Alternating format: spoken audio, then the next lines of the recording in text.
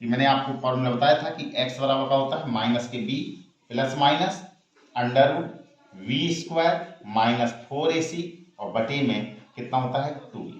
सबसे पहले आपको क्या करना है कि जो आपको बेटा समीकरण दिया गया है इस समीकरण की आप द्विघात के व्यापक समीकरण x square plus B X plus के सी बराबर 0 से आप बेटे इसकी तुलना करा देंगे। तुलना करने क्या करेंगे, दिए गए समीकरण की द्विघात समीकरण A X square plus B X plus C से बराबर 0 से क्या करने पर तुलना करने पर तो ए के स्थान पर मान निकालेंगे तो एक्स स्क्वायर से एक्स स्क्वायर मिल गया।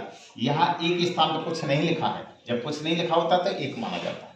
बी के स्थान पर देखिए कितना मान लिखा है तो x का जो गुणांक है वो b है तो कितना लिखा है 3 और c कितना लिखा हुआ है 1, चिन्ह सहित बताना है माइनस के 18। तो सबसे पहले आपका काम यही है कि इस समीकरण की इस द्विघात समीकरण से तुलना कराएंगे और a, b और c के मान निकालेंगे। उसके बाद है श्रीधराचार्य विधि लगाएंगे। तो श्रीधराचार्य विधि से क्या होता है फॉर्मूला, x बराबर माइनस के b plus minus under root b square minus 4ac और पूरे के बटे में 2a होता है। तो कैसा होगा, x बराबर माइनस b के स्थान पे कितना मान दिया गया है 3 तो 3 रख दीजिए plus minus under root b square तो b के स्थान पे कितना मान रखा है 3 तो 3 का स्क्वायर माइनस 4, यहाँ कोई निशान नहीं है तो गुणा का निशान मानना है। a के स्थान पे कितना लिखा है 1 और c के स्थान पे कितना मान दिया गया है माइनस के 18। फिर पूरे के बटे की चिन्ह लगाएंगे और यहाँ पर लिखेंगे 2a, a के स्थान पर कितना मान दिया गया है 1 लिख देंगे। अब इसको हल करिए तो ये कितना होगा माइनस के 3 प्लस माइनस अंडर रूट 3 का स्क्वायर करेंगे तो 3 तिरका 9 और माइनस का गुणा माइनस करेंगे तो माइनस प्लस 18 चौके कितना होता है 72। फिर पूरे के बटे का निशान लगाएंगे, एक कितना लिखा हुआ है 2 का गुणा 1 में करेंगे तो 2 आएगा। ये कितना आया आपका माइनस के 3 प्लस माइनस अंडर रूट 72 को 9 में जोड़ेंगे तो 72 9 कितना हुआ 81 और पूरे के बटे में 2 और आगे हल करेंगे। माइनस का 3 प्लस माइनस 81 का वर्गमूल निकालेंगे तो 81 का वर्गमूल कितना होता है 9 और बटे में बेटा कितना होगा 2।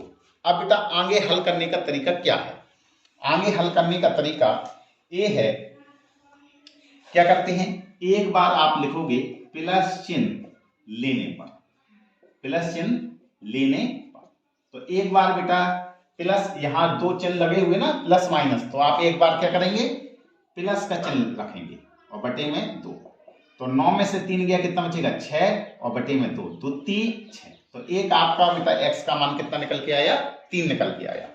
तो x बराबर कितना मान निकला 3। अब यहाँ पे जगह नहीं है तो मैं यहाँ लगा दे रहा हूं तो एक बार आपका लिखोगे माइनस चिन्ह लेने पर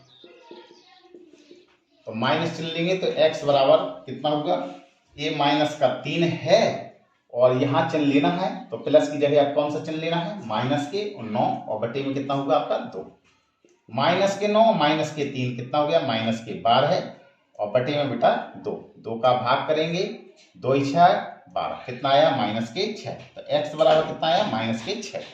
तो मान कौन कौन से निकल के आए हैं, एक x का मान 3 निकल के आया है और एक x का मान माइनस के 6। आप ऐसे भी लिख सकते हो या आप माइनस 6 पहले लिख दें और बाद में 3 लिख दें, कोई दिक्कत। क्लियर।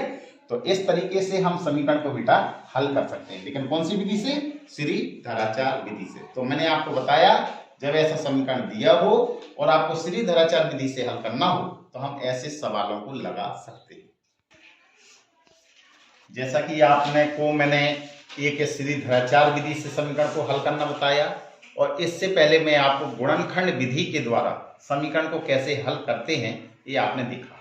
लेकिन जे अगर आपको कंपटीशन लेवल में लगाना है और द्विघात समीकरण आया है तो अगर इन दोनों विधियों से आप लगाओगे तो टाइम आपको बहुत ज़्यादा लगेगा। तो मैं आपको एक विधि सिखाने जा रहा हूं, अगर शॉर्ट ट्रिक से आप इस विधि का अप्लाई करते हैं तो आपसे ज़्यादा से ज़्यादा 5 या 10 सेकंड में ही प्रश्न का जवाब दे सकते हैं। कैसे कि आपको सिर्फ बेटा इस बी को देखना है। किसको देखना है, बी को। इस बी अकेले को देखना है। अगर बी का चिन्ह प्लस का आया, यदि बी का चिन्ह काय का आया, प्लस का आया, तो जो बी होगा और सी होगा दोनों के चिन्ह बदल दें, चिन्ह बदल दें। बी अगर प्लस का है तो माइनस कर दें, सी भी प्लस का है तो माइनस कर दें, बी माइनस का है तो प्लस कर दें, सी माइनस का है तो प्लस कर दें। तो मैंने आपको क्या लिखा है, यदि बी प्लस का है, यदि बी प्लस का है तो बी और सी दोनों की चिन्ह आपको बदल देना। यदि ये जो बी है माइनस का आए, ये जो बी है माइनस का चिन्ह है, तो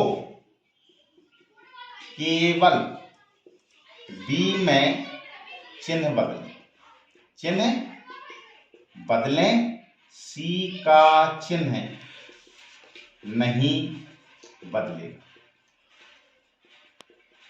सी का चिन्ह जैसा हो वैसा ही लिख दे। बस ये आपको माइंड में बिठा लेनी है बात। यदि बी प्लस का है तो बी और सी का चिन्ह आप लोग बदल दोगे, यदि बी माइनस का है तो केवल बी का चिन्ह बदलेंगे और सी के चिन्ह में कोई भी परिवर्तन नहीं करेंगे। जैसा कि मैं एक एग्जाम्पल ले रहा हूं कि जैसे मैंने आपको एग्जाम्पल इससे पहले आपको बताया लॉन्ग विधि से, एक्स स्क्वायर और प्लस में 3x और माइनस के 18 और बराबर में 0, यही मैंने प्रश्न लिया था। क्लियर? अगर हमें इसको शॉर्ट ट्रिक से लगाना है तो हमें क्या करना है, आप क्या करेंगे, सबसे पहले बेटा आपको ये करना है कि जो ये एक्स स्क्वायर के आगे लिखा हो उसका और पीछे का गुणा कर देना है। तो ये यहां कुछ नहीं लिखा है तो क्या मानेंगे, एक का गुणा 18 में करेंगे तो कितना हो जाएगा, 18। अब आपको इसके लिए गुणनखंड आना बहुत ही जरूरी है। अब 18 के ऐसे फैक्टर करना है, ऐसे फैक्टर करना है। अब आपको क्या करना है, इस चिन्ह की भी बहुत बड़ी विशेषता है। यदि बेटा माइनस का चिन्ह है, यदि काय का चिन्ह है, माइनस का चिन्ह है, तो फैक्टरों को घटाना है। यदि ये चिन्ह प्लस का है तो जो आपके फैक्टर हैं उनको क्या करना है, जोड़ना है। ठीक है? तो ये चिन्ह की भी बहुत बड़ी विशेषता है। तो मैंने आपको क्या बताया, यहां 1 लिखा, 1 का गुणा 18 में किया, 18 आया। 18 के खंड करिए तो आप 36 18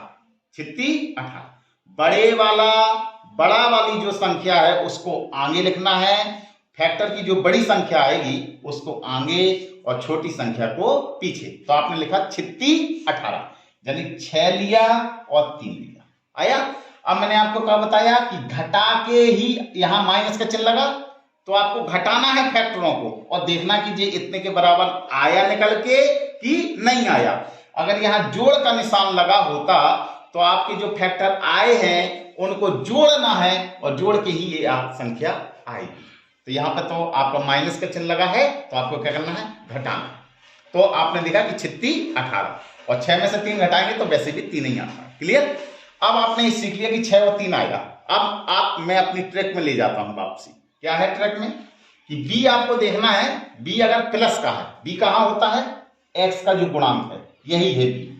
ये एक्स स्क्वायर का जो गुणांक है वो ए है, ए सी होता है, ये क्या है, सी है, और ये क्या है, बी। तो यहां पे जरा देखेंगे कि बी काय का दिया गया है, प्लस का।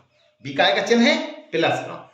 मैंने आपको क्या ट्रिक में सिखाया, बी अगर प्लस का है तो बी और सी के जो चिन्ह हैं उनको आप बदल दें।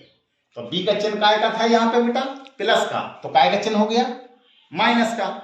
सी का चिन्ह काय का था, माइनस का, तो काय का हो जाएगा प्लस का, और प्लस का चिन्ह नहीं लगाएगा। बस बेटा यही समीकरण के हल है, यही समीकरण के हल है, ये मैजिक ट्रिक। ठीक है? जैसा कि आपने लॉन्ग विधि से भी स्पष्ट किया था कि x का मान यही निकल के आए थे, -6 और 3। क्लियर। एक और एग्जांपल लेते हैं, जैसे कि मान लीजिए कि सपोज दैट आपको एक एग्जांपल और दिया गया,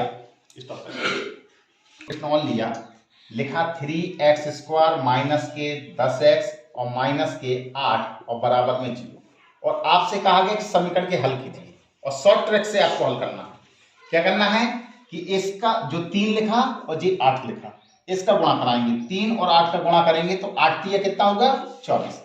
अब 24 के ऐसे फैक्टर करिए, ऐसे फैक्टर करना है, यहां पे काय का चिन्ह लगा है माइनस का, तो ऐसे फैक्टर करो कि घटाने पर आपका 10 आ जाना चाहिए। तो 12 दूनी 24 और 12 में से 2 गया, कितना बचेगा 10। तो आपने देखा कि एक 12 है और एक आपका क्या है 2 है। तो मैंने कहा जो बड़ी संख्या है उसको आगे लिखना है, 12 आया और एक आपका क्या आया 2 आया। क्लियर, एक 12 आया और एक 2 आया। अब आपको क्या करना है, ये देखना है, ये जो बी होता है, ये बी का चिन्ह काय का है माइनस का। जब माइनस का चिन्ह आए तो मैंने आपको बताया था सिर्फ बी में परिवर्तन करना है और सी में कोई भी परिवर्तन नहीं करना है। तो सी का चिन्ह काय का है माइनस का, बी का चिन्ह काय का है माइनस का है, तो प्लस का हो जाएगा क्योंकि चिन्ह बदलना है। अब एक और गौर करने वाली बात है, अभी इससे पहले प्रश्न में आपके x² का गुणांक 1 लिखा था, 1 लिखा था, इसलिए बटे में नहीं आया।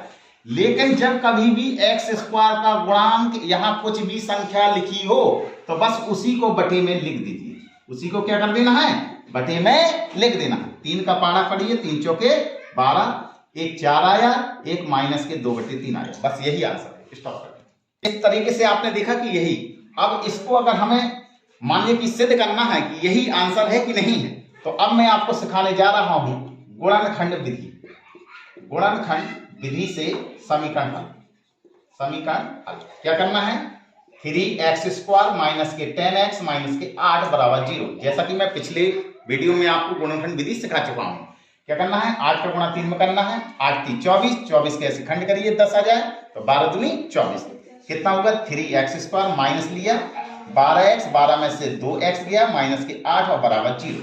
ये 3x² माइनस का अंदर गुणा कराएंगे, ये माइनस के 12x माइनस का माइनस में गुणा करेंगे, प्लस आया माइनस के 8 और बराबर 0। 2 2 के फैक्टर ले लीजिए, इन दोनों में क्या कॉमन है 3x, 3 का भाग 3 में देंगे, 3 कैंसिल हो गया, एक x बचेगा और 3 चौके 12। ये x के आगे क्या लिखा, कुछ नहीं लिखा है, यहाँ x के आगे कितना लिखा प्लस के 2, कितना आया x माइनस के 4 और बराबर में 0। j और j एक जैसा है, x माइनस के 4 और j कितना आया आपका 3x और प्लस में 2 और बराबर में 0। पहले फैक्टर को 0 के बराबर करेंगे तो x माइनस 4 बराबर 0, x बराबर 4 और दूसरा कितना होगा 3x प्लस के 2 बराबर 0। तो 3x बराबर कितना आया माइनस के 2, तो x बराबर कितना आया माइनस के 2/3। तो आपने देखा, यही मैंने शॉर्ट ट्रिक में आपको सिद्ध करके दिखाया कि ये 4 है, ये 4 है, माइनस के 2/3 माइनस के 2/3। ठीक है, तो इस तरीके से हम शॉर्ट ट्रिक के माध्यम से द्विघात समीकरण को चुटकियों में हल कर सकते हैं। जैसे कि मैंने एग्जांपल दिया 5x² माइनस के 16x माइनस के 21 बराबर 0। इस समीकरण का आपको हल करना है। क्या करेंगे, 21 का गुणा 5 में करेंगे, 21 पंचे 105। इसके ऐसे फैक्टर करिए कि घटाने पर आपका 16 आना चाहिए। तो आप यहां से ही स्पष्ट हो रहा है कि 21 में से 5 गया 16, तो आपको पता चल गया एक 21 है और एक 5 है। तो 21 लिखा और 5 लिखा, बड़ा वाला आगे छोटा वाला पीछे। अब क्या करना है आपको, ये बी का चिन्ह देखना है। बी का चिन्ह में क्या लिखा है यहाँ पे माइनस। जब माइनस का चिन्ह लगा हो तो मैंने कहा सिर्फ बी को ही बदलना है और सी को कोई चिन्ह नहीं बदलना। तो बी का चिन्ह है माइनस का, तो माइनस का हो जाएगा प्लस, ये सी का माइनस का है तो ये चिन्ह यहाँ बता रहेगा। यहाँ x² का गुणांक कितना लिखा है 5, बस बटे में 5 लिख दीजिए, बस इसको काट दीजिए, कितना होगा आपका 21/5 और माइनस का 1। बस आपका समीकरण का हल है। क्लियर। जैसे इसका हल निकालना है तो 3 का गुणा 14 में करेंगे, 14 तिया 42, 42 के ऐसे खंड करिए कि घटाने पर, क्योंकि यहाँ घटाए का चिन्ह लगा है, घटाने पर 19 आ जाए, तो 21 दूना 42, 21 में से 2 गया 19, तो फंस गया कौन सी, एक 21 फंसी और एक आपकी 2 फंसी। क्लियर। अब यहाँ x का गुणांक, x² गुणांक में कितना लिखा है 14, तो बटे में 14 लिख दीजिए, यहाँ पे बटे में 14 लिख दीजिए। अब चिन्ह देखिए, यहाँ b प्लस का है, तो जब b प्लस का हो तो मैंने आपसे कहा कि b और c के चिन्ह बदल दीजिए। तो b का प्लस का है तो जी माइनस का हो गया, a माइनस का है तो काय का हो जाएगा प्लस का, और प्लस का मैंने रख दिया। आप काट दीजिए, 7 21, 7 दूनी 14, 2 एकम 2, 2 सत्ते 14। तो कितना आंसर आया माइनस के 3/2 और 1/7। तो आप चुटकियों में हल कर सकते हैं। जे दिया गया है 132 यहाँ पे 1 लिखा है, 1 का गुणा 132 में, तो 11 गुणे 12, तो 12 आ गया और 1 11 आया। यहाँ चिन्ह का आएगा बी माइनस का है, तो मैंने कहा बी अकेले का चिन्ह बदल दीजिए, तो ये प्लस का है और जी जो कहते हैं प्लस बना रहेगा। बस बेटा आंसर आ गया। इस तरीके से हम छुट्टियों में प्रश्नों को हल कर सकते हैं। Thank you.